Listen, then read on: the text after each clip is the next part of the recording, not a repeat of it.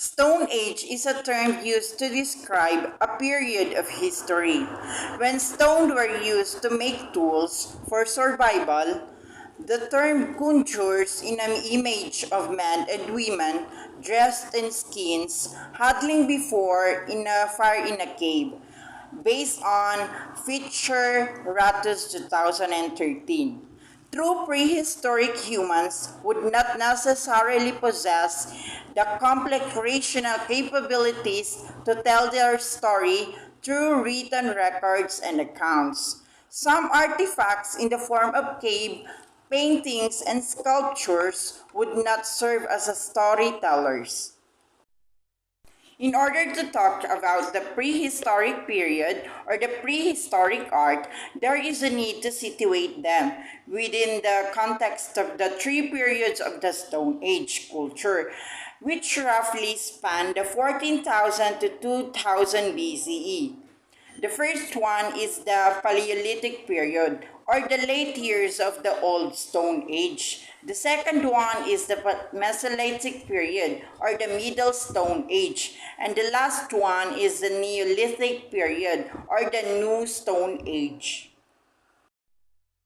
The unearthing of archaeological artifacts and remains provides modern society a glimpse of the beliefs, practices, and activities of early civilizations. The motives and reason behind the creation of ancient materials such as sculptures, paintings, and architectural structures may not be clearly defined. Nevertheless, the early people produced such materials that reflect their attitudes and belief system on spiritual, social, political, and economic matters. It can be noted that work of arts and architecture were created from a wide array of materials from limestone to precious gems and metals to name a few.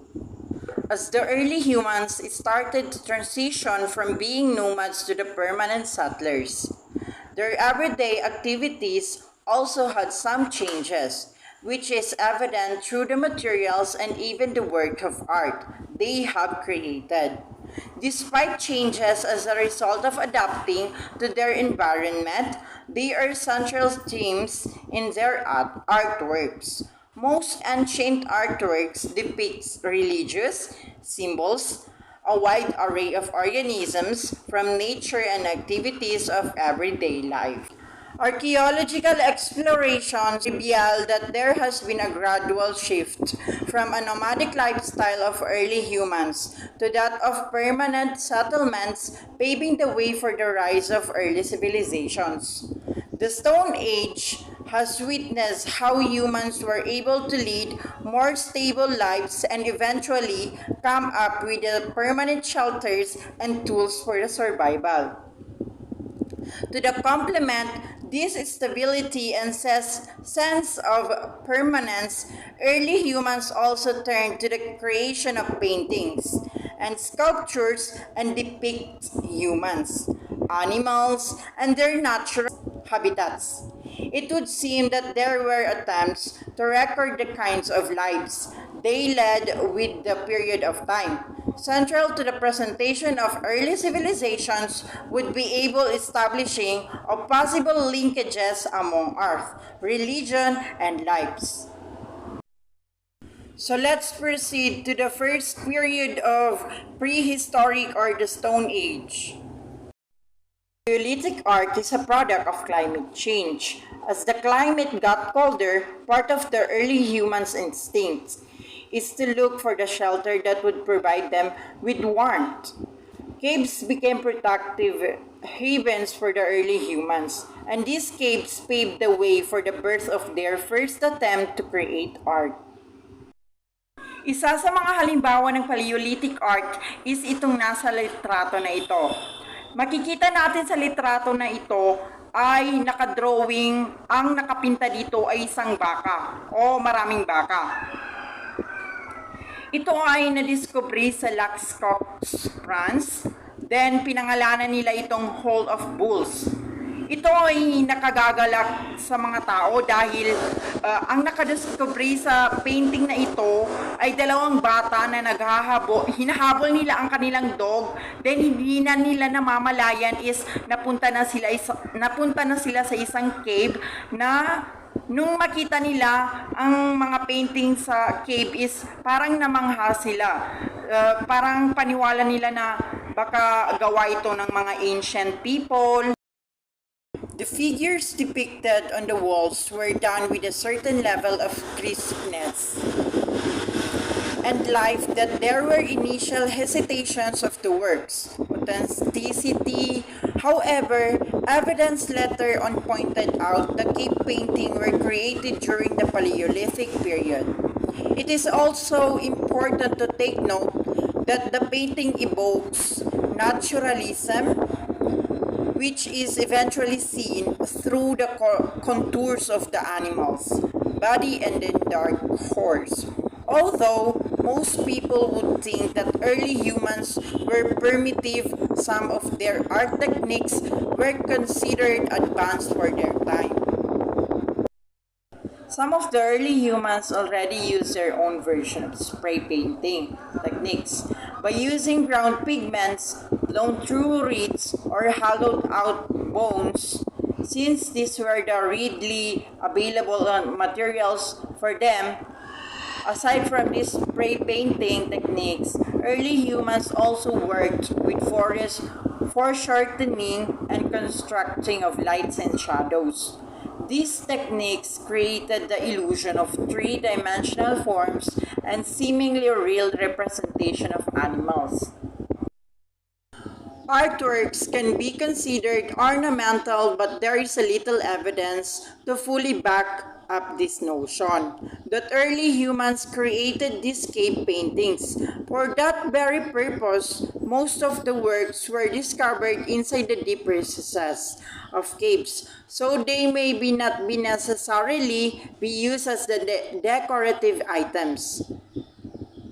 Some would say that these caves with paintings all over the walls and ceiling served as a kind of sanctuary for the early humans. As a safe haven, religious rituals could have possibly transpired within the confines of the caves. Some believed that there was a linkage between what was drawn and what could happen in real life. For example, drawing or painting in the capture of a prey would translate to an actual capturing of an animal in real life. In addition, some of the works found reflected some of the early beliefs of humans, especially with life and fertility. One of the works that reflected such belief would be a sculpture called the Venus of Willendorf. This figure is a highly abstracted woman from highlighted body parts associated with fertility. You may take a look to the figure 2 that shows that the woman has a oversized breasts, enlarged hips, and round abdomen. The representation may show the importance of taking care of these body parts for procreation and consequently the survival of species. Itong larawan ng isang imahe ng babae ay natagpuan sa Germany. Ito ay gawa sa mammoth tusk. So let's proceed to the second period of Stone Age, which is the Mesolithic period. The Mesolithic period, or Middle Stone Age, is an archaeological term describing specific cultures that fall between the Paleolithic and the Neolithic periods. While the start and end dates of the Mesolithic period may vary by geographical region, it dated approximately from 10,000 to 8,000 BCE. The Paleolithic was an age of purely hunting and gathering, but toward the Mesolithic period, the development of agriculture contributed to the rise of permanent settlements. The Neolithic period is distinguished by the domestication of plants and animals. Some Mesolithic people continued with intensive hunting, while others practiced the initial stage of domestication. Some Mesolithic settlements were villages of huts and other walled cities. The type of tool used in a distinguishing factors among these cultures, Mesolithic tools were generally composite devices manufactured with small chipped stone tools called macroliths and retouched bladelets. The Paleolithic utilized more primitive stone treatments, and the Neolithic mainly used polished rather than chipped stone tools. Isa sa mga ginagamit ng mga Mesolithic people ay itong nasa larawan na ito. Ang tawag dito ay backed edge bladelet. Mesolithic tools were generally composite devices manufactured with small chipped and small stone tools called microliths and the retouched bladelets. Art from this period reflects the change to a warmer climate and adaptation to a relatively sedentary lifestyle, population size, and the consumption of plants. All evidence of the transition to agriculture and eventually the Neolithic period. Still, food was not always available everywhere, and Mesolithic populations were often forced to become migrating hunters and settle in rock shelters. It is difficult to find a unique type of artistic production during the Mesolithic period, and art forms developed during the Upper Paleolithic, the latest period of the Paleolithic, were likely continued. These included cave paintings and engravings, small sculptural artifacts, and early architecture. So let's proceed to the third period of Stone Age, which is the Neolithic period. Sa panahon ng Neolithic period, medyo nag-improve na yung mga tao. Naging stable na ang kanilang pamumuhay at marunong silang mag-alaga ng mga hayop. By 4000 BCE, there were several monumental and architectural structures erected. One of them is the Stonehenge, located in southern England. The purpose of this fascinating edifice remains a mystery up to this day and age. Some regard it as a simple temple, while others see it as a complex calendar that tracked the movement of both sun and moon. Others ascribe some magical element to it by associating with Merlin the magician from King Arthur's story. For whatever purpose it was built on, it is still remains as one of the architectural wonders of the world has been ever seen. As the Neolithic period drew to a close, it was evident that different elements of civilization flourished in the various parts of the world. It is also notable that most early civilizations emerged and flourished in river valleys.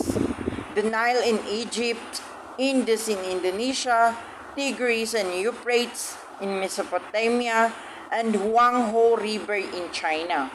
But the common early civilization that the most famous is that the Egypt Empire or the Egypt history.